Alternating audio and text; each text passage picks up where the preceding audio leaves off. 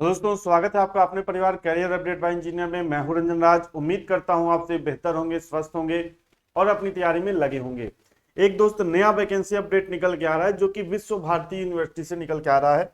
ये अपडेट जो है काफी जगह आप लोग देख भी चुके होंगे, लेकिन जो हम डिस्कस करेंगे बेसिकली जो स्पेशल क्वालिफिकेशन है 10th और ITI वालों की, उस लेवल की जो पोस्ट है उसके बारे में हम लोग डिस्कस करेंगे।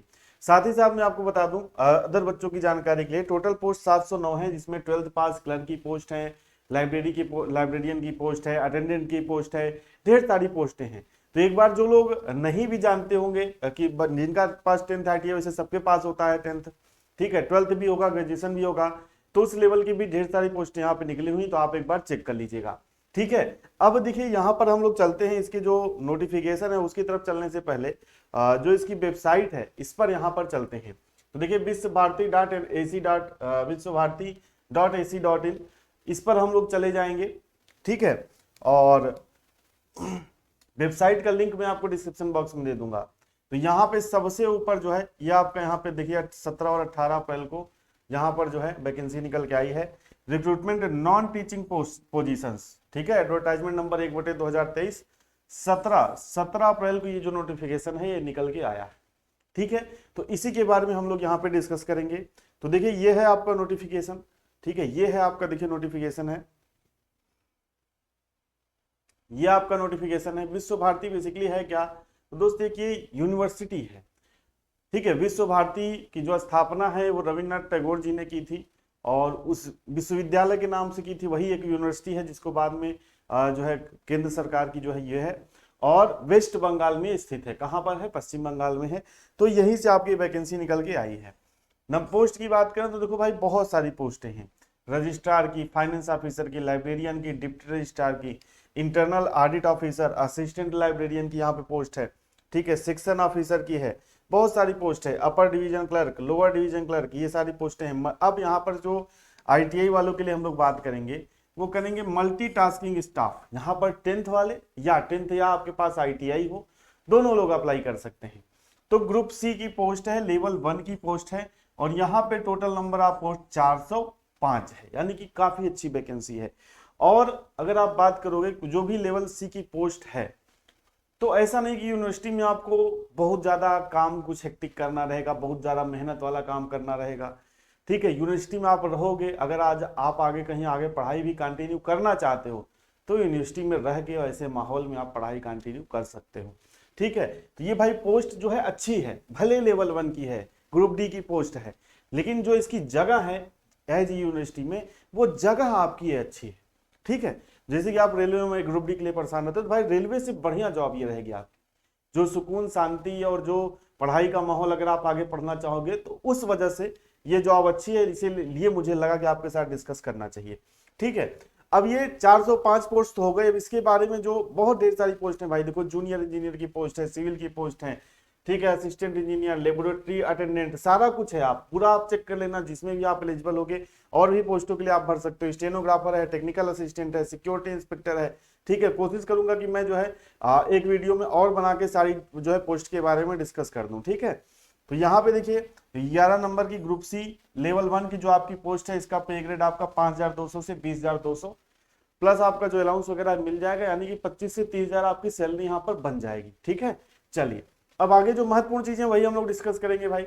अब देखिए एज लिमिट की बात करें, तो यहाँ पे देखिए लेवल 1, 2, 4 और 5 की जो पोस्टें हैं, उनके लिए यहाँ पर एज लिमिट 32 साल जो है रखा गया है। ठीक है। 32 साल, यानी कि अनरिजर्व और जो अनरिजर्व कैटेगरी के हैं 32 साल। बाकी अगर आप OBC SC ST हैं तो आपको रिलैक्सेशन भी यहाँ पर मिल जाएगा। तो एज लिमिट भी आपकी यहाँ पर काफी अच्छी है। अब हम लोग बात करते हैं क्वालिफिकेशन वगैरह की, तो 12 नंबर पर हम लोग चलेंगे। ये जो अदर पोस्टेज हैं उनकी क्वालिफिकेशन यहाँ पे दी हुई है। तो 12 नंबर पर हम चलेंगे, जहां पर आपकी MTS की क्वालिफिकेशन दी हुई है, उसकी तरफ हम लोग यहाँ पे चलते हैं। ठीक है। तो यहाँ पर देखिए हम लोग 12 नंबर पर आ गए हैं, थोड़ा इसको जूम कर लेते हैं। 12 नंबर पर देखिए यहाँ पर आ गए हैं, मल्टीटास्किंग स्टाफ MTS की जो पोस्ट है, इसमें एसेंशियल क्वालिफिकेशन क्या है भैया, 10th pass from a recognised board और ITI, यानी कि या तो 10th पास हो या तो ITI हो। कोई यहाँ पर ये नहीं कि 10th के साथ साथ ITI, यहाँ पे देखिए बीच में क्या लगा है, और लगा है, यानी कि अथवा या तो 10th पास हो या आपके पास क्या हो, ITI हो, किसी भी तरह का गवर्नमेंट रिकॉग्नाइज्ड ITI। काफी बच्चे यहाँ पे समझ लेते हैं भैया गवर्नमेंट ITI से होना चाहिए, नहीं भाई, प्राइवेट से भी हो लेकिन गवर्नमेंट ने उसको रिकॉग्नाइज्ड किया हो, यानी कि मान्यता प्राप्त हो। कुल मिला के प्राइवेट भी ITI हो तो गवर्नमेंट की नजर में हो, ऐसा यहाँ पे गवर्नमेंट रिकॉग्नाइज्ड का मतलब ये होता है कि मान्यता प्राप्त ITI हो गवर्नमेंट की तरफ से, ठीक है। तो यहाँ पे आप ये 10th पास हो या आपके पास ITI हो, आप अप्लाई कर सकते हो। अब यहाँ पे अगर सिलेक्शन प्रोसेस की बात करें तो भैया सिलेक्शन प्रोसेस आपका रिटन टेस्ट और ट्रेड टेस्ट के थ्रू यहाँ पर होगा। अब आप कहोगे सर इसका सिलेबस वगैरह बता दीजिए, तो सिलेबस के बारे में भी दोस्त डिस्कस कर लेते हैं। इसका जो सिलेबस है पूरी तरीके से क्या है, नॉन टेक्निकल है। नॉन टेक्निकल सिलेबस यहाँ पे इसका जो है रखा गया है, कोई इसमें टेक्निकल सिलेबस या ITI आपसे बेस्ड कुछ नहीं है, तो आपको नॉन टेक्निकल ये सारी चीजें जो है आपको पढ़नी पड़ेंगी, ठीक है। चलिए आइए इसके बाद हम लोग डिस्कस कर लेते हैं सिलेबस के बारे में।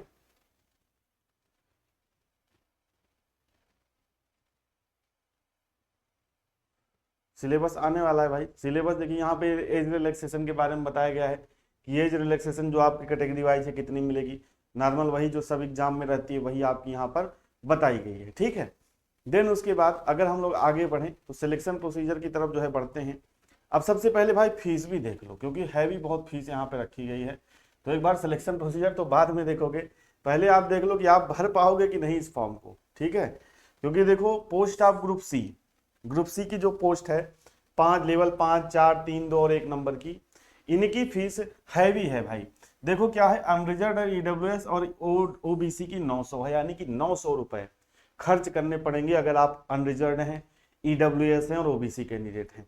हालांकि SC ST वालों को थोड़ा सा आराम है, 225 रुपए मात्र फीस रखी गई है। और वुमेन्स एंड PWD यानी कि गर्ल्स और जो फिजिकली हैंडीकैप्ड कैंडिडेट हैं उनके लिए यहाँ पर कोई फीस नहीं रखी गई है। तो सबसे ज्यादा जो है भाई कमाई कौन करता है, अनरिजर्व EWS और OBC वाले, और इस वजह से उनकी जो फीस है दोस्त क्या रखी गई है, 900 रुपए रखी गई है। तो देख लो दोस्त, अगर आप इतना अफोर्ड कर पाते हो तो नंबर ऑफ पोस्ट ठीक है, फाइट आप कर सकते हो। अगर आप इतना फाइट कर सकते हो तो आप जो है यहाँ पे फॉर्म को भर सकते हो, ठीक है। चलिए अब यहाँ पे देखिए क्या है, यहाँ पे कुछ चीजें और बता देता हूँ कि जो 27 नंबर है, the ratio of the number of vacant post to be filled and number of candidate to be called for the interview does not exceed then 1:15 का ratio. In order to comply with requirements of maximum ratio, the university may fix higher criteria for candidate and its discussion। यानी कि जो interview वगैरह में के लिए बुलाया जाएगा वो 1:15 के रेशियो में इनको जो है बुलाया जाएगा, ठीक है। चलिए अब अगला क्या है, जैसे कि बच्चे कहते हैं भैया हम कई पोस्ट के लिए एलिजिबल हैं, तो यहाँ पे क्या है, एप्लीकेशन में apply for 1 or more than 1 post as per their eligibility. अगर आप एलिजिबल हैं तो एक से अधिक पोस्ट के लिए आप क्या कर सकते हैं भाई, अप्लाई कर सकते हैं। लेकिन आपको जो फीस है वो अलग अलग पे करनी होगी, और यहाँ पे फीस ही इतनी भारी है दोस्त कि एक एप्लीकेशन भरना ही मुश्किल है। तो अब जो है 20 पोस्ट के लिए एप्लीकेशन यहाँ पे कहाँ से भरेंगे, ठीक है। यहाँ पे no TADA will be paid for appearing in the written test या इंटरव्यू स्किल टेस्ट या ट्रेड टेस्ट। यानी कि कोई भी आपको आने जाने के लिए पैसा नहीं दिया जाएगा, आप अपने जो है सुविधा पर जाएंगे, ठीक है। सेंटर वगैरह देख लीजिएगा आप कहाँ पर है, बहुत लंबा नोटिफिकेशन है, ठीक है। तो ये सारी चीज जो है भाई आप यहाँ पे देख लेना। देन इसके बाद अगर आगे बढ़ें तो आगे है आपका यहाँ पे जो अगर आपका रिटन टेस्ट होता है तो उसका यहाँ पे क्या है भैया, उसका यहाँ पे एक तरह से सिलेबस डिस्कस किया गया, यानी कि the following shall be scheme for examination components for written test. Paper 1 and paper 2 आपका स्किल टेस्ट होगा या इंटरव्यू होगा या पर्सनालिटी टेस्ट, जो भी आपकी पोस्ट के हिसाब से रहेगा वो होगा। तो यहाँ पर क्या है, जनरल अवेयरनेस के 30 क्वेश्चन, रीजनिंग एबिलिटी के 35 क्वेश्चन, मैथमेटिक्स के यहाँ पे 35 क्वेश्चन, ठीक है। इंग्लिश एंड हिंदी लैंग्वेज यानी कि आप एक चुन सकते हो, या तो हिंदी या तो इंग्लिश, तो उसके 30 क्वेश्चन रहेंगे। और कंप्यूटर अवेयरनेस के यहाँ पर 20 क्वेश्चन रहेंगे।